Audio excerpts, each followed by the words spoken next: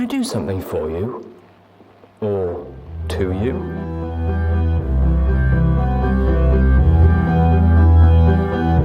We have confirmation that you do have coming in.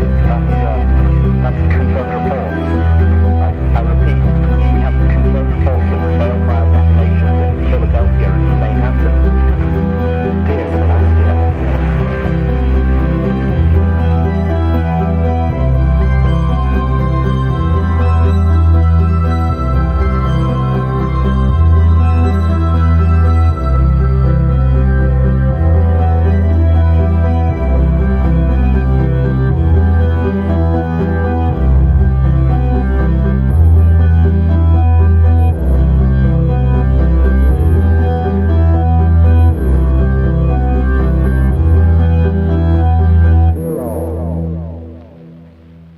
And that was Blue Boy with Grave Fission. Hey there friends, I'm Nuclear Yuki, and welcome, once again, to a Nuclear Reading Show. Today, we're continuing on with Kkat's Fallout Equestria.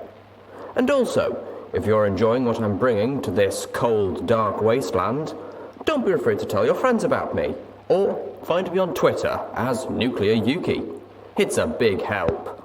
Oh, and as a bit of a disclaimer, since the gangs can be a bit feisty, Fallout is owned by Bethesda, and Hasbro made My Little Pony, Friendship is Magic. With all that said and done, welcome, friends, to the Wasteland.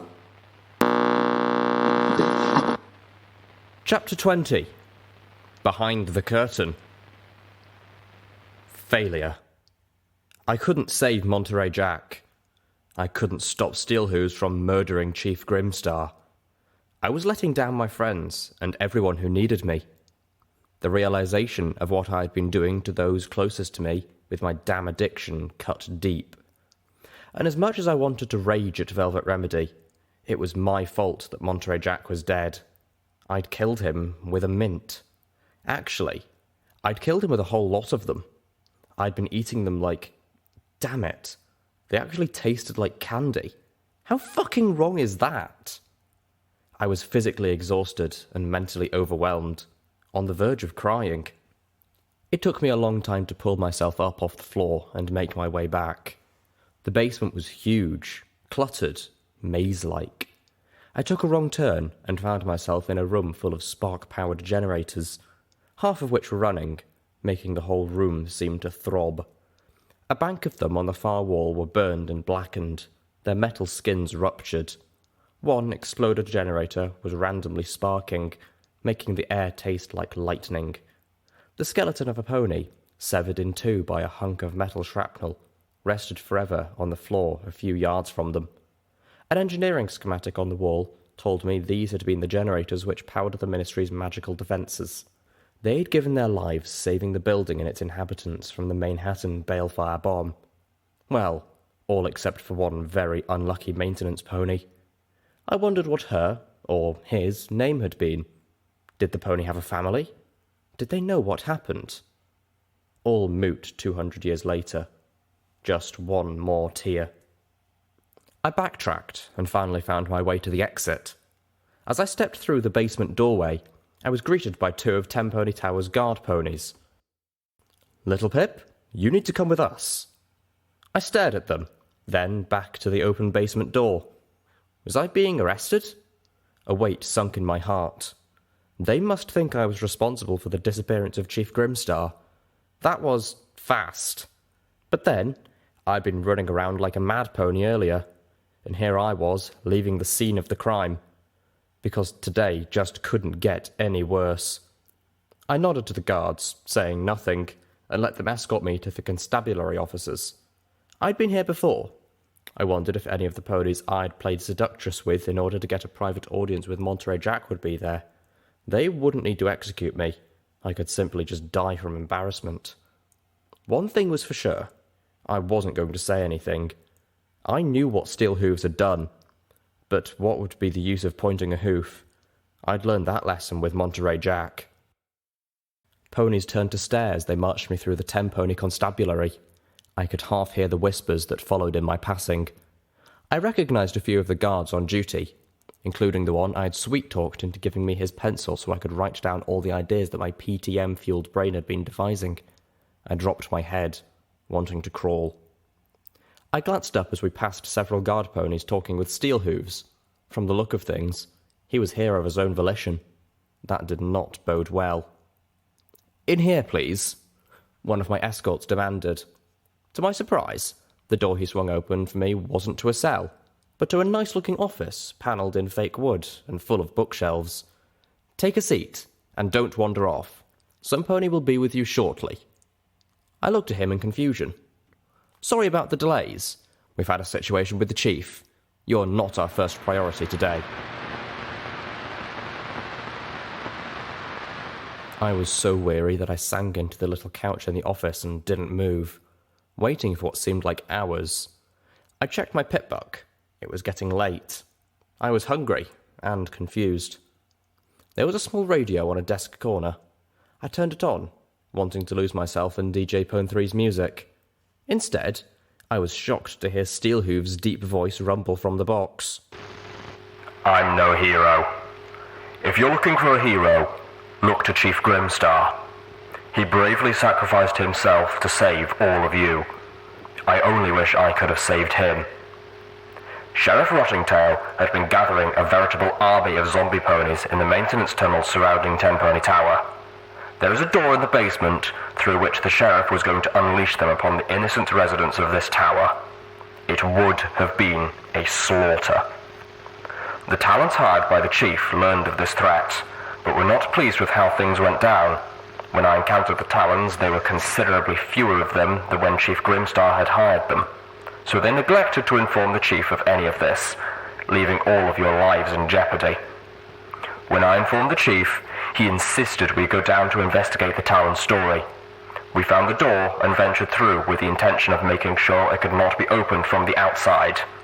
We were destroying the terminal that controlled the door access from the maintenance tunnels when the zombie ponies attacked us en masse. Only my armor saved me.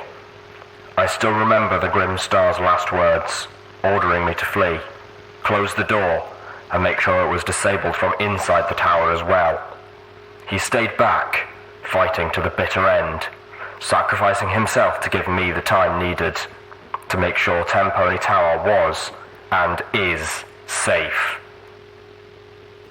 I stared at the radio. By Celestia's mane, he was actually going to pull this off, wasn't he? There was so much truth woven into the story that it would hold up to investigation, and any pony who questioned it would be questioning the heroism of Chief Grimstar. I knew different, but I was the only one, and it would be my word against his. My very non-citizen word. Not that I would say anything. I'd already made the mistake of going down that path.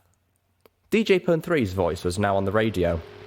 "From an interview an hour ago with one of my faithful assistants, the Ten Pony Constabulary has confirmed the Steel Ranger's tale based on a computer entry left by the late Chief Grimstar." Oh, wait. Was that why he trotted into here? My lockpicking skills seemed virtually unique, but I doubted my ability to hack a terminal was nearly so rare. And if any pony could do it, who was more likely than a knight of the Ministry of Technology?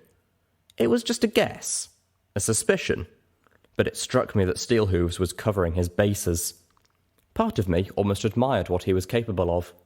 Part of me was angry that he was using Homage's broadcast, dedicated to the truth of the Wasteland, no matter how bad it hurt, to spread his lies.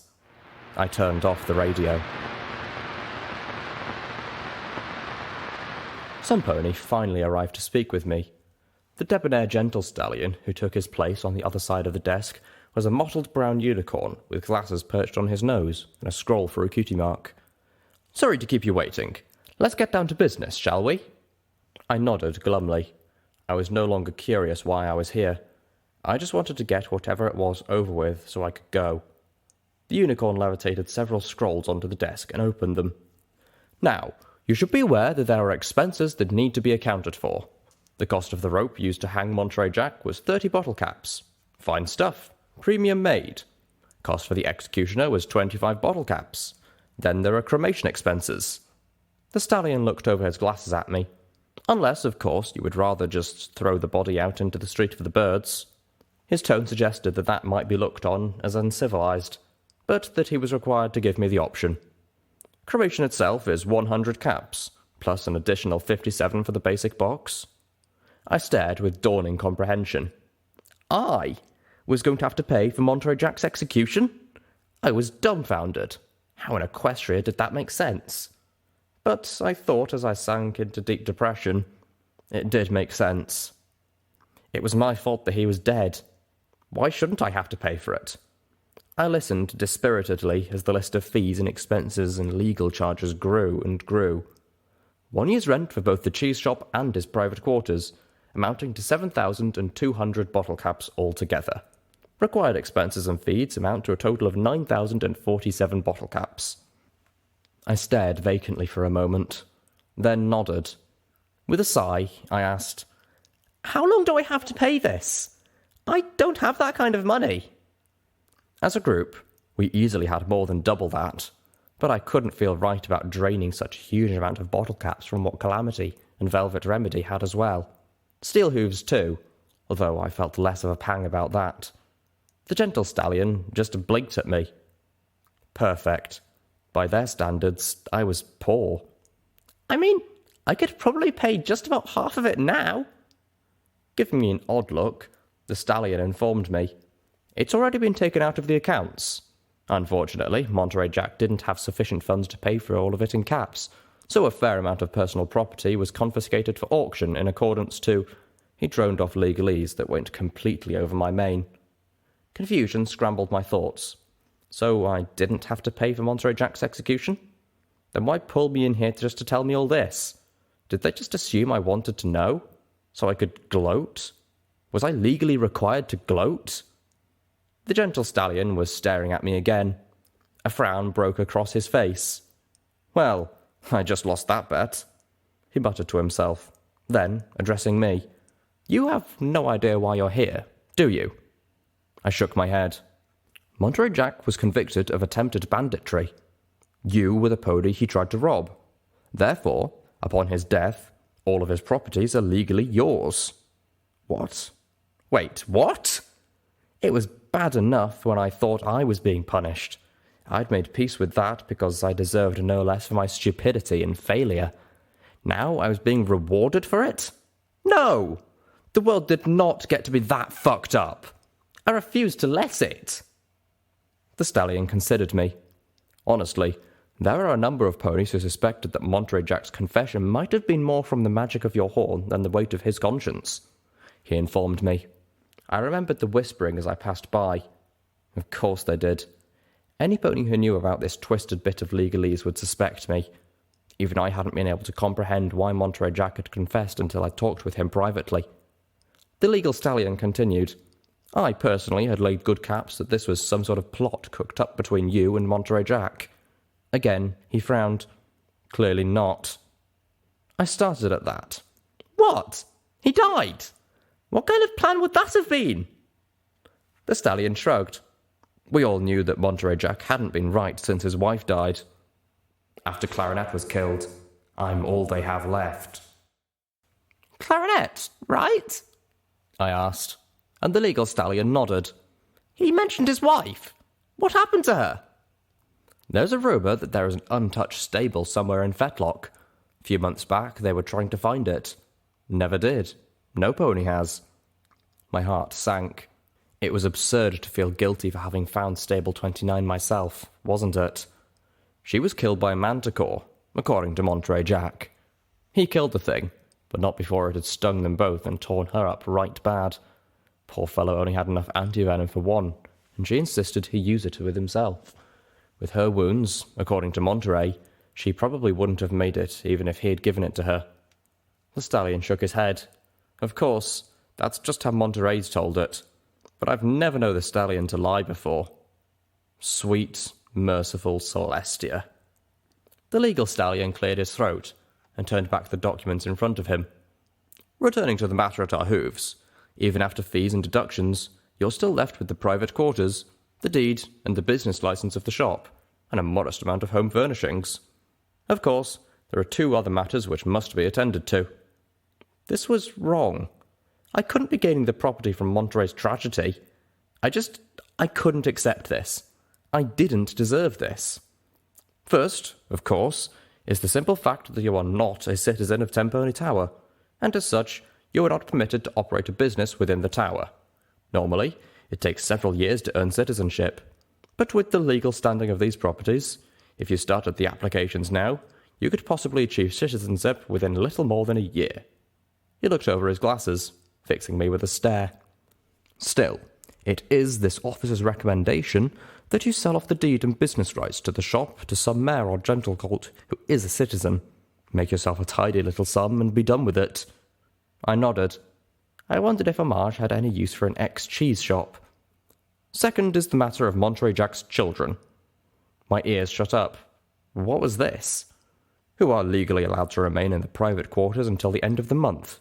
So while you do legally own the property, I'm afraid you won't be able to kick them out until the 1st of... I felt like I'd been hit by a piano. By the twisted legal fuckery of Tempone Tower, I was the one bucking Monterey Jack's fillying colt into the deadly wasteland. I felt like I was finally seeing behind the curtain. Monterey Jack's execution made me, the heroine his children worshipped, into the pony stealing their home from them just after their father died. The ultimate buck when they're down. Unless, of course, I did something about it. Exactly like I'd already done. I'd taken care of them even before this trap had snapped shut.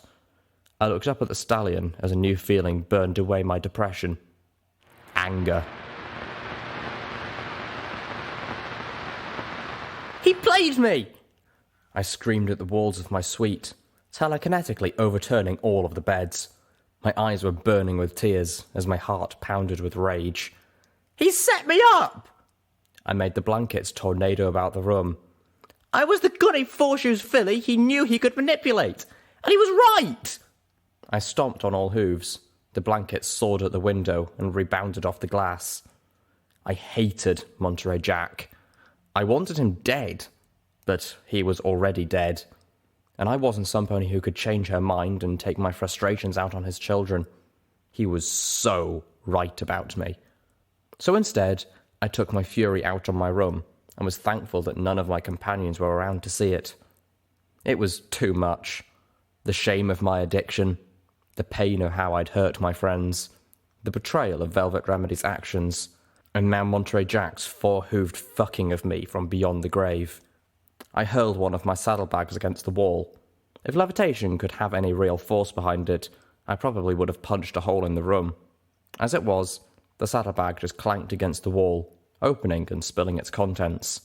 A lifetime's worth of Party Time Mintiles rained down on the floor. The stash from Pinkie Pie's safe. I stared at the pile of tins, frozen in place.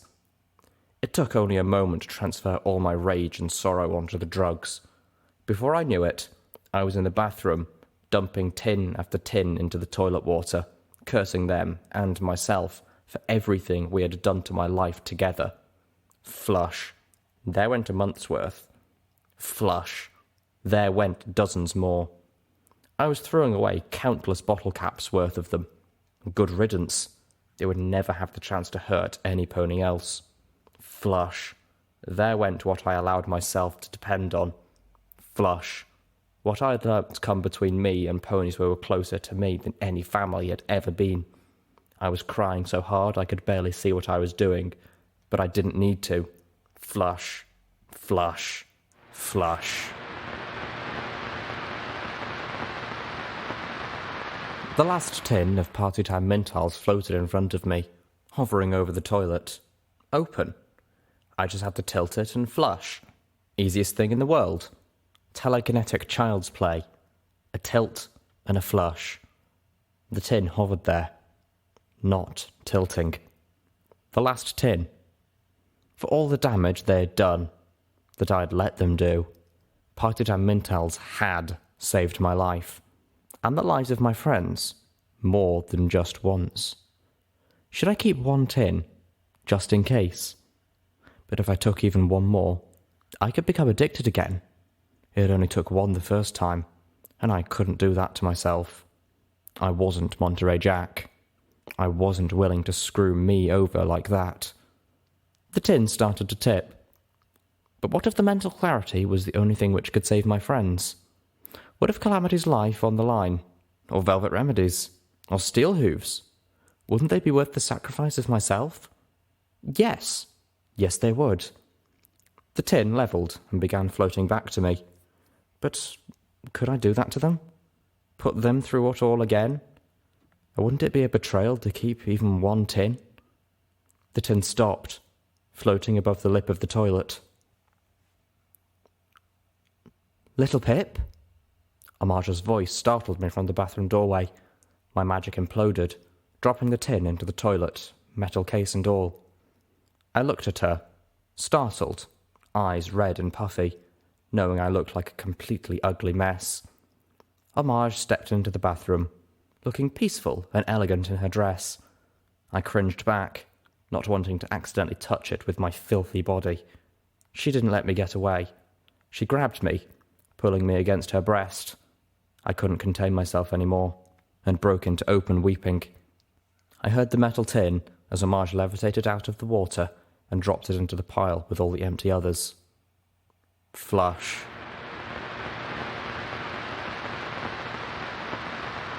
At some point, Homage nudged me from my suite up to the Anthonyum where she lived. She played soft music and stayed close to me, leaving DJ Pone 3's broadcast on a newsless loop of songs. How long until this makes the news cycle? I asked wearily as the sun was beginning to set. Homage gave me a gentle but reproachful look. Toaster repair pony kicks addiction. More at the top of the hour. The pretty grey unicorn gave me a nudge with her nose. Really? I don't think that's something for the airwaves, do you? I smiled gratefully to her. Let me cook you something to eat, Homage said before she dared to leave my side. I realised how badly I was starving. I hadn't eaten for the better part of 2 days. Homage put shame to the restaurants of Tempony Tower with their woven fried banana puree and whatnot. Simple, delicious cooking. And she didn't mind cooking more when I finished off everything and was still hungry. After dinner, I was feeling tired and emotionally drained, not to mention very full, but now I had enough energy to help her clean up. Where did you learn to cook like that? I asked, wishing we had someone with even half her skill travelling with us. I was sorely tempted to suggest she join us, and not just for her food, but I knew she was needed here. All the Equestrian Wasteland depended on DJ Pone 3. My delinquent youth, she hinted with a wink. I pressed her with a hoof, and she elaborated. I really was an assistant to the last DJ Pone 3. That's how I took up the mantle when he fell ill. I was the only one who knew him. The magic voice spell had been passed down for at least 5 DJ Pone 3s, so the Wasteland never really knows there's been change. I nodded, having suspected as much. I spent several years after getting my cutie mark running around the Manhattan ruins and beyond with Joke Blue, a close friend. The friend, I realised, that she had mentioned before. The area between here and Philadelphia wasn't as deadly then as it is now. I hunted for recordings and memory orbs to give to DJ Pone 3, in the hopes that they would have new music or useful news for the broadcasts. Did to other errands for DJ Pone 3. Earned my way into the tower. Learned how to survive along the way. Cooking, weapon maintenance, and a lot of practice hacking computers and getting into locked doors and safes. I thought of all the hacking and lockpicking I had done, driven largely by curiosity and a need to explore and to know. Even if what I had learned didn't mean anything. Like keeping the memory was an acknowledgement of and a tribute to the past.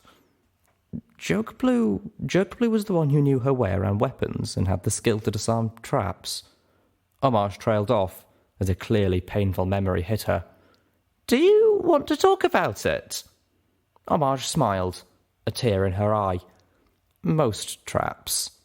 Some cruel bastard rigged up a baby carriage with explosives, used the corpse of a newborn colt and a recording of a baby's crying to lure victims in. I cringed, horrified. By the time she was close enough to realise that the baby was dead, it was too late to run. She tried to disarm it, but... The dear unicorn's voice broke off, choked. Now it was my turn to hold Homage.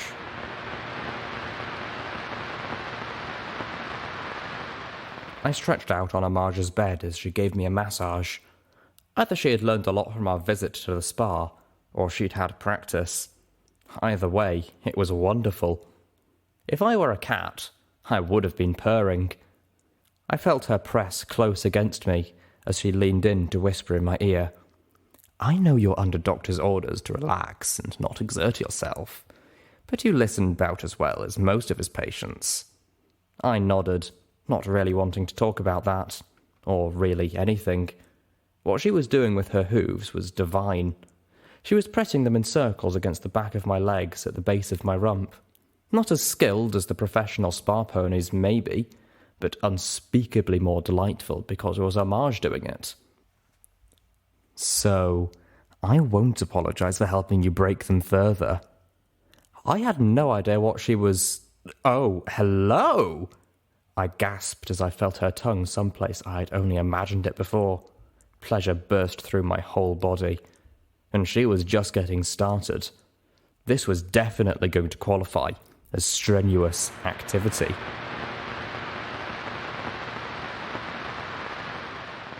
I sat up, startled, my gaze drawn to the dark window.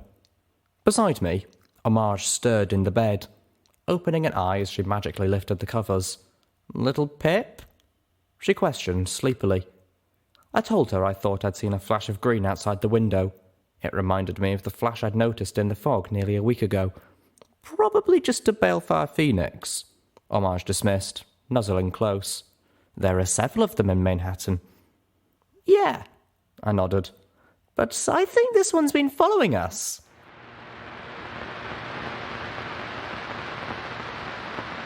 We spent the next morning together.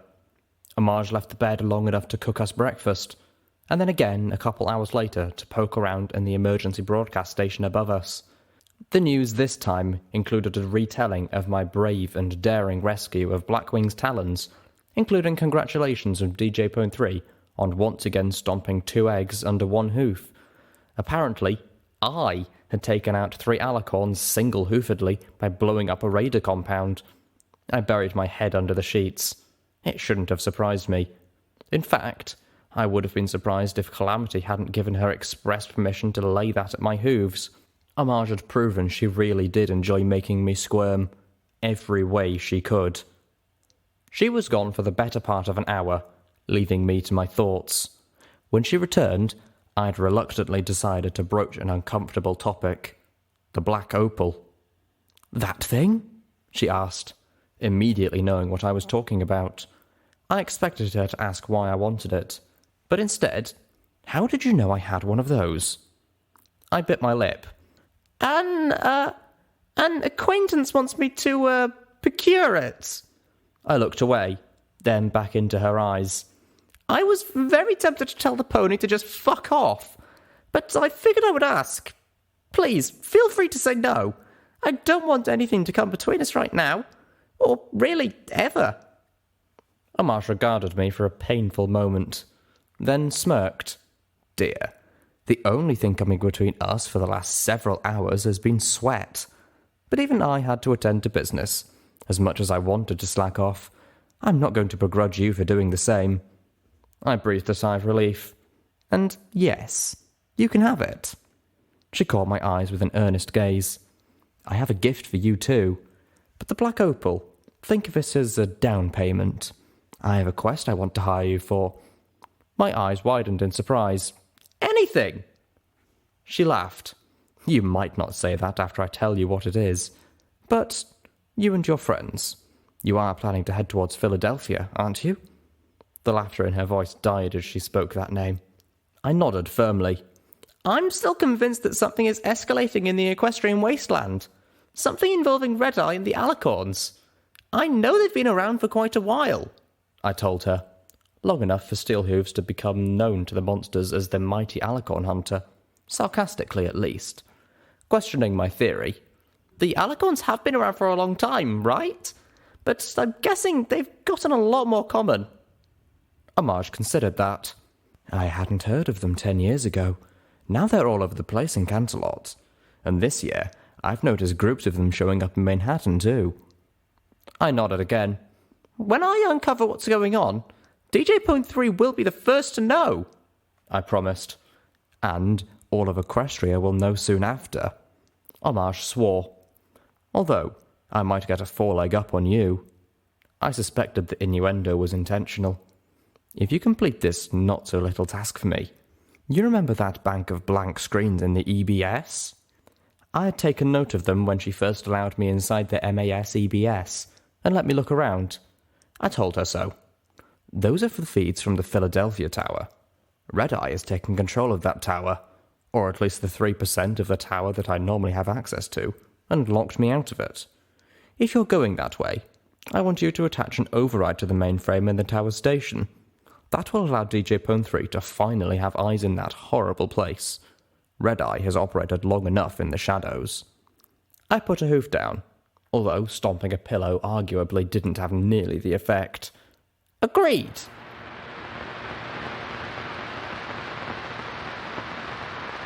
Homage pulled down the picture of Splendid Valley, revealing a wall safe with a door made of thickly armoured glass. It opened for her magic with a click. There were 3 items inside, 2 of which she floated out, giving to me. The first was the black opal. I gazed at the item full of memories that Watcher wanted so badly. I want to give this to you as a gift, Homage said with a soft smile and a warm but insistent voice as she floated out the brightly pink statuette of a very familiar pony. I had never seen Pinkie Pie look so young and alive.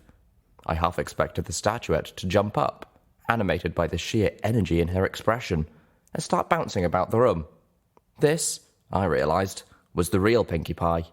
Twilight's Pinkie Pie. In comparison, the mare I had seen in the memory seemed like a shadow. It was a gift given to me from the previous DJ.3, who got it from the one before him. I'm told it was given to the original DJ.3 vinyl scratch by the mayor of the Ministry of Morale herself. The figurine gave off such an aura of unbridled happiness that I couldn't imagine any pony's morale sagging around her. It has served me well, and now I want to give it to you. I looked at Homage, feeling a startled reluctance. I couldn't. This was an heirloom. It was... I know what you've been through, and I know that she went through it too. You beat it. She didn't. I want you to have this as a reminder, as something to look at any time you feel the urge to bite down on another Mintal. I swallowed hard and nodded solemnly, understanding the gravity of this gift.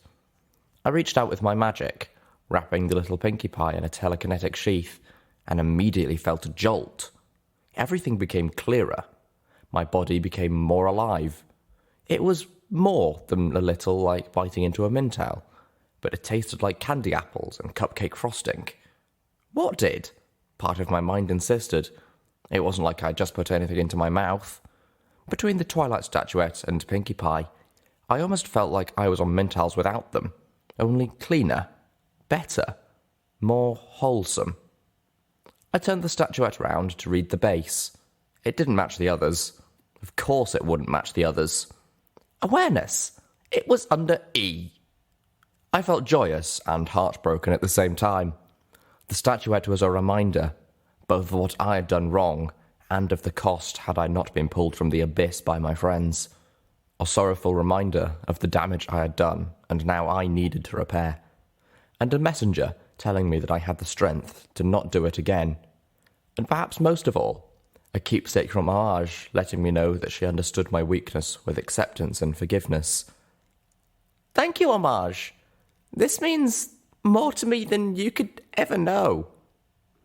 I floated it into my saddlebag, which Homage had apparently floated up here with us while I was too emotionally out of it to notice. Opening the flap to the pouch which held 3 other statuettes, I took a piece of cloth and tied Pinkie Pie next to Twilight. Now, they could be together again. It was silly, but it just felt right.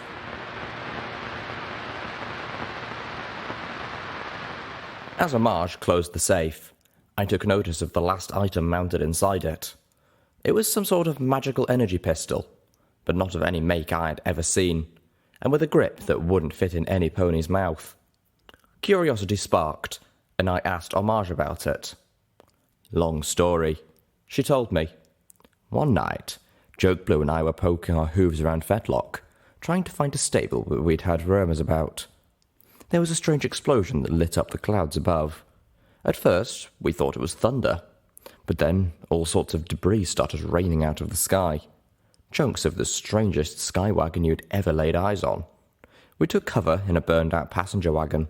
When it was over, I found that thing amongst the rubble. Homage chuckled. Okay, maybe not that long of a story. What is it? Nastiest magical gun in the Equestrian Wasteland has ever seen, to my knowledge. One shot from that thing will turn whatever you hit into vapour. And not just like the magical energy weapons you've seen, which do that only once in a blue moon. Every single time. Homage actually sounded scared of the gun. I believe you could kill a dragon with one shot from that thing. And with those words, so did I. Where did it come from? I wondered aloud. The idea that there were ponies, the Pegasi maybe, with weapons that devastating chilled me tail to forehooves. Joke Blue figured it was from some sort of flying tank that the Pegasi were experimenting with that blew up on them. Me... Homage swallowed. I know I'm being foolish, but I can't help but think it fell from a lot higher than that. Higher? I had the strange mental image of items falling to Equestria from the moon, emptying from Nightmare Moon's toy chest. Homage looked a bit embarrassed. You'll laugh. I promised I wouldn't, and resolved not to, no matter how hard it was. The beautifully sexy grey unicorn took a moment to gather her thoughts. Then, starting cautiously, I once met a zebra. That wasn't what I expected her to say at all. My ears shot up. I leaned forward. They don't have the same relationship with the sky that we do. Obviously, since they have no Pegasi. But it's more than that. Before the apocalypse, we ponies had always looked to the sky with a sense of joy and safety. We saw the sun, guided through the sky by Celestia during the day, and the moon, Luna's charge, keeping an eye on us during the night. Princess Celestia and Princess Luna were our benevolent rulers, and even though most ponies never met them personally, the sun and the moon were more symbols of their kind presence everywhere and to every pony in Equestria. I felt my body leaning closer, wanting to catch every word of this. I'd never heard Celestia and Luna spoken of in this way. When they perished in the apocalypse, and the Pegasi closed off the sky, stealing the sun and the moon from us, we turned them into deities to keep them always with us. Even those trapped underground in the stables seemed to do so.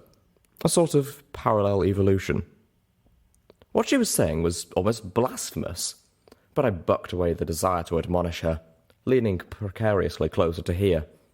Homage had a perspective that I wanted to hear, even if I probably would not have listened to it from any pony else. She made me wonder, ask questions. For instance, was this why Calamity did not believe in the goddesses? Was atheism a Pegasus trait? Unlike us, they had never lost the embrace of the sun and the moon. The zebras, though, they cringe from the sky. Homage said. The statement was something I would have expected from a propaganda poster. Not a pony who had learned this directly from a zebra. But I knew Homage, and it would not be like her to not speak the objective truth as she knew it. The zebras look up and see the stars staring down at them from a great black emptiness. And the stars, they know, are not benevolent. I leaned further, tipped over, and fell on my face. Homage stopped, covering a chuckle with her hoof. When I'd gotten back up, probably looking about as sheepish as I felt, she continued. There is intelligence up there. The zebras believe, from the stars themselves. The stars burn with malicious fire. No number of them could warm the sky at night. They wish ill on our world. Sometimes they will act, not against us directly, but to enable us to harm and ruin ourselves. I opened my muzzle, the suggestion that the zebras were a bit batty dying on my lips. Yes, it sounded insane, but didn't we have legends that suggested the same? I recalled the story of the mare on the moon. The real version, not that stallion on the moon nonsense. The stars will aid in her escape. In particular, they tell of 4 malevolent stars with hearts of cruelty and chaos, which yearned to taste our pain and destruction, wrought by our own hooves. With a grimace, Homage added, "If there is any truth to the zebra mythology, I guess we've given them quite the banquet. 4 stars helping to destroy Equestria. Now why did that sound familiar?" Homage shrugged off the eerie atmosphere and settled in the room by her tail. Anyway, like I said, foolish. Joke Blue was probably right. Some Pegasus experiment that blew up in their faces.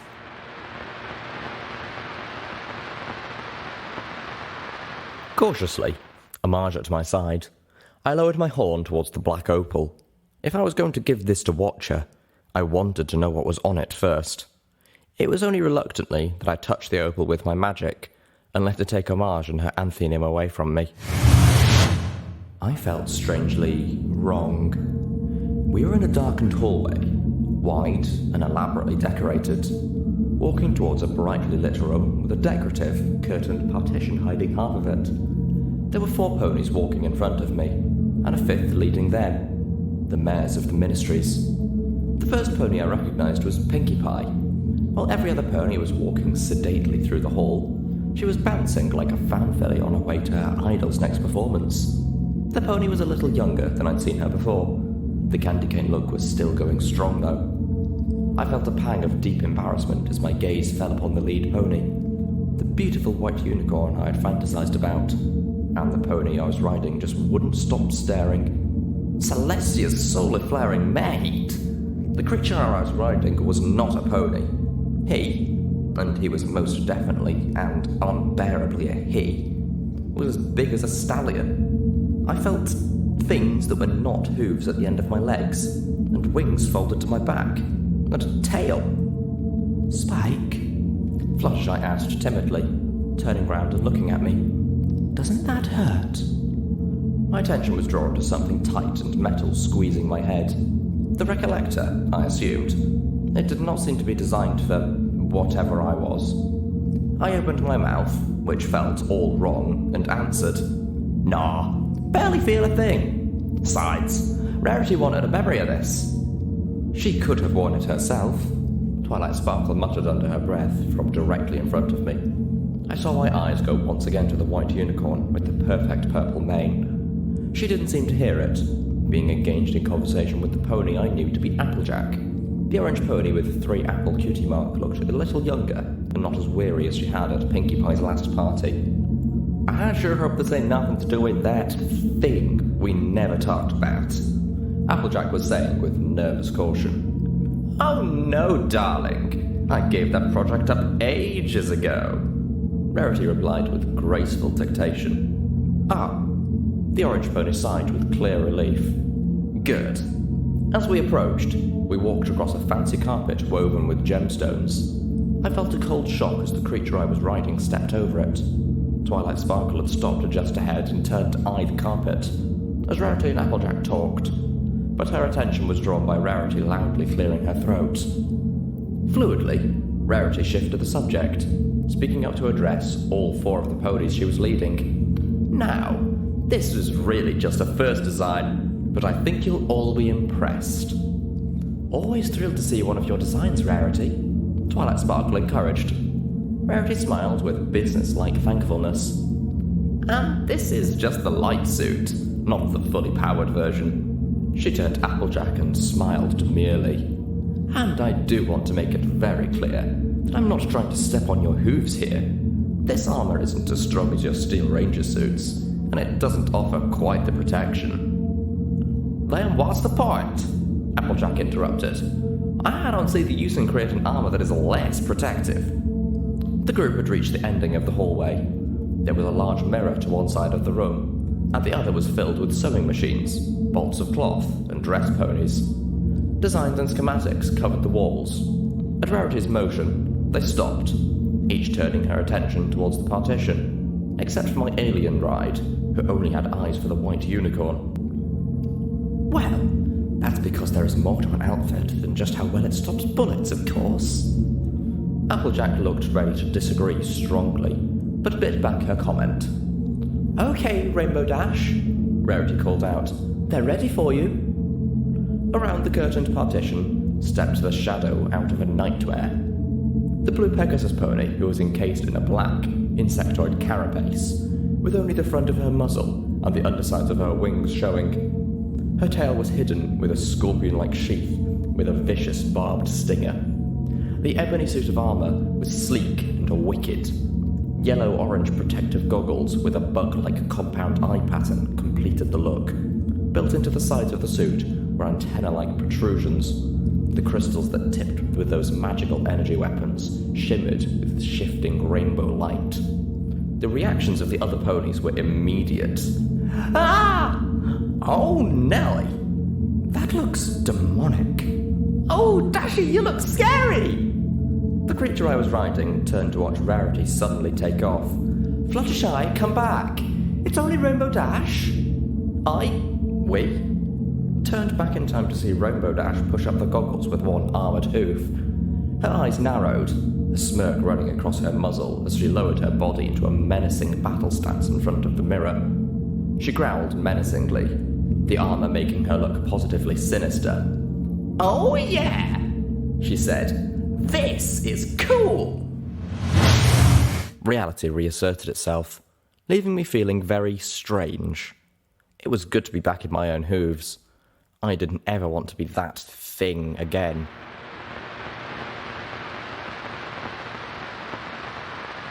Steelhooves approached me as I trotted across Tenpony Tower's monorail station. You're headed to meet that Spritebot friend of yours, right? I nodded, eyeing the armour-concealed warrior. Watcher, he said, surprising me. You know Watcher? I blurted out, mentally bucked myself in the head. I had to remember to start actually asking Steelhooves questions. I know of Watcher. Steelhooves intoned. You don't live as long as we have without crossing each other's wake. It took me a moment to parse what he had said, but then I nodded. So, Watcher really has been around that long? Who is Watcher? And what is she, or he, it, doing? Who? That I couldn't tell you. Steelhooves lifted a foreleg, looking to it. Watcher lets ponies know less about Watcher than I let them know about me, not without good reason. He put his hoof down. As for what? Watcher has a habit of finding ponies with who are... I wasn't aware I was staring at him until Steelhooves returned the stare. Watcher finds ponies who are better ponies, and sets them on a path to find others, to create teams of friends. I found myself feeling nervous. I didn't like looking at my adventures from the outside like that. And then? Well, most of the time, they disappear, or end up dead. That was not comforting. Steelhooves stayed behind at the station as I trotted out alone onto the Celestia line. I didn't have far to go. The monorail curved around a ruined building, Tenpony Tower disappearing from sight. And there was Watcher, the Spritebot floating silently, waiting. I have it, I said flatly.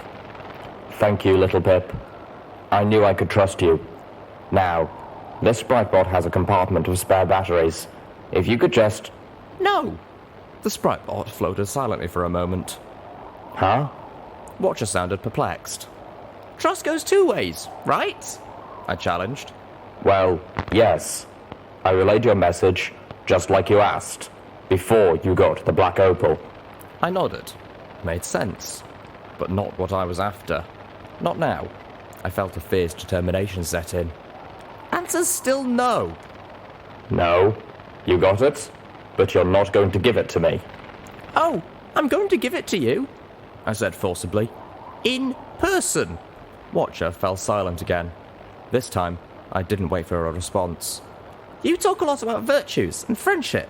Well, friends don't run away every time a conversation turns personal. You can't have friends if you hide behind robots and never let any pony see the real you. I snorted. Hell, even Steelhooves does better than you. You want this? I want to meet you. Why? Because I want to know if you're actually my friend, or if you're just playing me too. Watcher bobbed silently for a moment longer. I wondered just how much the stranger behind the curtain wanted this black opal with the interesting but seemingly insignificant memory.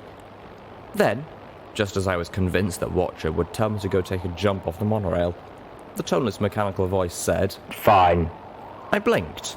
It was the response I wanted, but You're right, Littlepip. I heard a beep from my foreleg.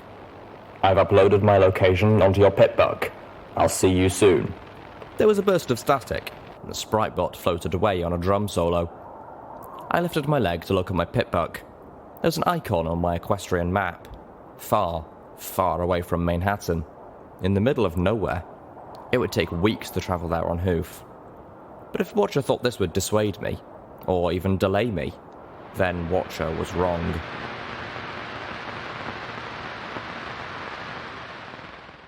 I had spent one more night in Tempone Tower with Homage, after which, sadly, it was time to leave. Our first stop was Fetlock. Calamity spent several hours underneath the Sky Bandit, installing the flux regulator and making sure everything was in working order. By the time he was done, it was rapidly getting dark. I got great news, ponies, he said as he crawled out, looking greasy. We got ourselves transportation. Velvet Remedy, Steel Hooves, and I stomped in thunderous applause. Now this beauty here is powered off of array of spark batteries, and the last 2 centuries ain't been kind, so we'll have to swap them out pretty regular to keep her running. Wait, Velvet Remedy said with an alarm. Do you mean this death trap's ability to stay afloat behind you could just cut out at any moment? Calamity looked at her almost sympathetically. Nah, she'll start to sag first. Come hard to steer. We'll have plenty of warning. And, I assured Velvet Remedy, if that happens, I think my telekinesis is strong enough by now to keep us going enough to land safely. There was no way I could lift that much for a prolonged period, but enough to travel anywhere at least. But I was completely confident that I could keep us aloft even if the spark batteries died and Calamity fell asleep. At least for a few minutes. The others began to gather inside the Sky Bandit. Already, Velvet Remedy was cleaning it with her magic and discussing how to decorate it. Neither of the boys seemed inclined to participate. I floated out a spoon and a can of sweet potatoes. Opening it, I was hungry again, and I intended to eat lunch as I planned the next 3 moves. With the Sky Bandit, we could be on Watcher's doorstep in less than 2 days. Oh, Littlepip, Calamity called out. Are you going to hang out there in the rain? I paused. A spoon of sweet potatoes lifted halfway to my mouth. What? It's not? Thunder cracked directly overhead, and water came down as if some pony had turned on a giant faucet directly above me. I was soaked in an instant, my hair sagging over my face. The can filled with water, floating chunks of sweet potato out onto the ground. Leave it to a beggar's pony to know. Tossing aside the can, now mostly full of water, I galloped into the shelter of the passenger wagon. Calamity and Velvet Remedy took cover behind Steel Hooves as I shook hard, flinging water everywhere. There was a beautiful, piercing cry, and the Balefire Phoenix swooped in out of the rain, through a shattered window. It landed on the seat next to Velvet Remedy, whose eyes went wide. She let out a squeal of delight.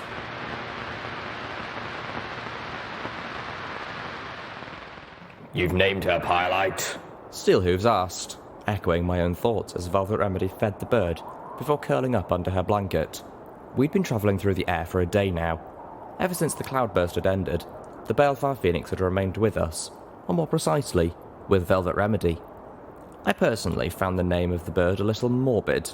It made me wonder about my friend.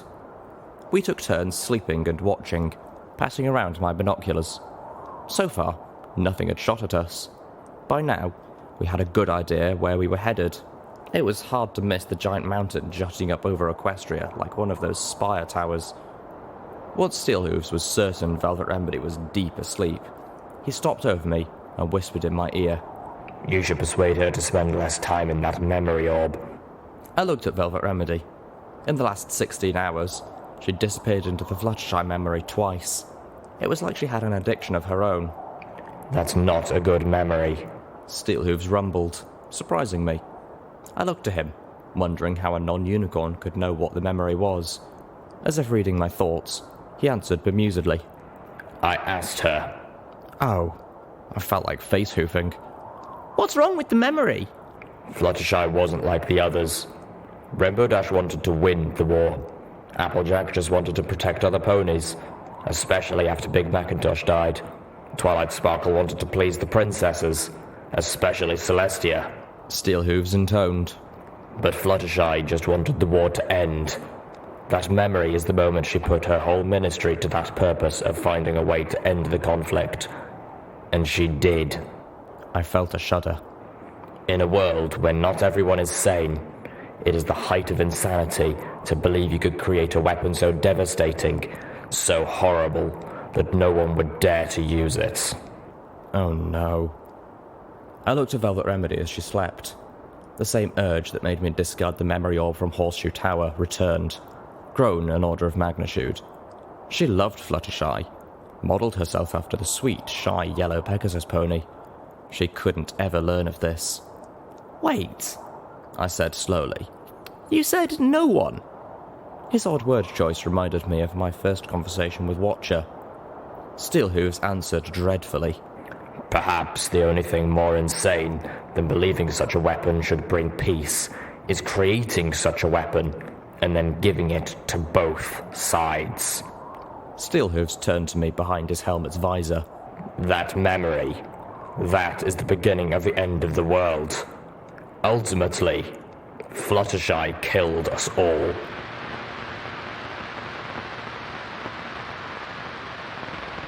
We were circling the mountain, pushing upwards. It was night, and Calamity was taking the ascent slow as I guided him with my Pip-Buck's map. All right, he called back. I was afraid of this. Looks like your Watcher friend lives high enough up in his peak to be above the cloud level. We could be okay, but, well, it ain't safe travelling above the clouds. At least nowhere there's civilization above. Every pony was awake, as was Firelight. We all nodded, readying ourselves. I had no idea what to expect when we pushed through the cloud cover, but I doubted it would be a cheerful welcoming party with smiles and muffins. Calamity flapped his wings, carrying us upward into the cloud curtain. It was like being plunged into a slightly damp fog. All I could see of the rust-coloured Pegasus pulling us through the sky was a hint of his orange tail. A moment later, the Sky Bandit burst up through the cloud curtain, and the night sky expanded infinitely around us, filled with stars. A beautiful full moon hung in the sky behind the mountain peak, silhouetting it like a vertical rip in the universe. Velvet Remedy let out an awe-filled, "Oh!" Firelight gave a musical cry. The jaws of vertigo clamped down around me. My legs went weak, my knees giving out. Irrational panic told me that I would somehow be sucked out of one of the windows and fall endlessly up through space. Maybe one of the stars would get me. I clutched the side of the passenger wagon, looking down at the clouds. That was much better and just as beautiful. The clouds were laced with silver from the moonlight, glowing with a gentle, calming light. My eyes, it was under E, spotted a glint of metal on one of the cliffs. I asked Calamity to pull us closer. I had expected it was Watcher, or at least another sprite bot, but instead, it was an audio recorder. I floated it into the Sky Bandit. "This had better not be from Watcher," I said, starting to feel a touch pissed. "I don't think so," Calamity said from the front of the wagon. I slipped the audio recorder away, looking out to spy what he saw. I kicked on my eyes forward sparkle. Just in time, too. According to my Pip-Buck, I had found Dragon Cave.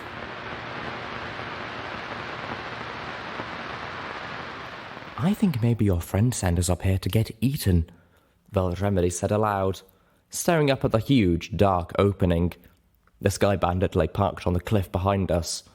Steelhooves was helping Calamity out of the pulling harness. "The Pip-Buck's data is 200 years old," I assured her nervously. "So, it was a dragon cave 200 years ago. Any pony could live in there now. Well, any pony with wings, anyway." A freed Calamity trotted up to join us. "Well, y'all plan on waiting outside till the sun comes up?" Then, just in case we were, "I don't recommend it." Velvet Remedy shook her head. "Of course not. Littlepip, you go first." "Oh, thanks a lot." I shot her a look. "Well, Watcher is your friend." That remained to be seen. I took a step forward. There was a heavy thud from inside. Something moved in the darkness, coming closer. Something big. Ursa Majors don't grow wings, do they? Velvet asked nervously, making me want to buck her. Hard. I was frightened enough already. A dragon poked its head out of the cave. A huge, gigantic, fully adult dragon who could easily eat 2 ponies in one bite, even if one of them was Steelhooves. 3 if 2 of them were Homage and myself. "Hello, Littlepip. I'm Spike," the dragon said in a voice that was neither as terrifying nor booming as I had expected. "And don't worry, I'm not going to eat you."